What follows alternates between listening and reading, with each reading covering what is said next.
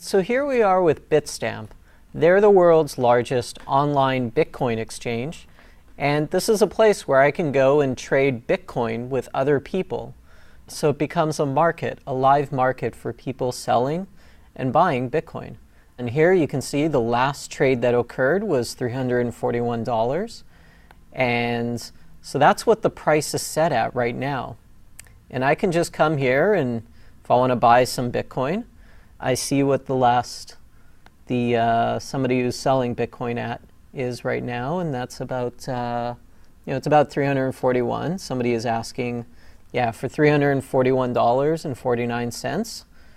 So I just come here and I go buy some Bitcoin, and if I have some credit with them, I put in $10, and this is about how much Bitcoin I would get for my $10.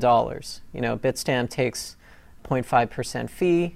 And so that's how you would buy Bitcoin through an online exchange. Now, another important thing to note here is I get a lot of people asking, well, how is the price set for Bitcoin? Why is it one day it's $100, another day it's $1,000? Where does that price come from? And it comes from online exchanges just like Bitstamp. Bitstamp is the largest exchange, and it's really what the market decides. If people are buying and selling Bitcoin, they decide what the price should be. So generally speaking, it's supply and demand. As we mentioned before, the supply is a set schedule. Right now, there's about 13 million Bitcoin released in the world. And so demand is usually dictated by if good news comes out about Bitcoin, generally the price shoots up. If bad news comes out about Bitcoin, the price goes down a bit.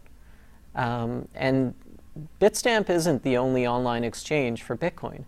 There's about 100 of them. There's many of them around the world. There's one in Canada. There's a couple in the US.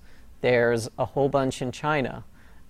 There's a few in the Philippines. In pretty much every country, every section of the world, they have a Bitcoin exchange. And so that's how the price gets set. And that's one of the ways to get some Bitcoin. The other key part to this is it's much harder to get some Bitcoin through an exchange like Bitstamp because you actually have to wire them money. And to wire them money, it's going to cost $30. It's a wire transfer. They're going to take a percentage. So it's fairly costly and time intensive. You're going to take a week to have your money go into Bitstamp. And so that's one of the big differences between getting your Bitcoin from Bitstamp versus an online service like Circle or Coinbase. Circle and Coinbase, they make it really easy. You get your Bitcoin fairly quickly. Whereas with Bitstamp or any of the other online exchanges, it takes a while. Those are some of the ways of how you can get some Bitcoin. And we've also given you some reasons as to why you want to get some Bitcoin. So the next section is Bitcoin and payments and how so far that's all going.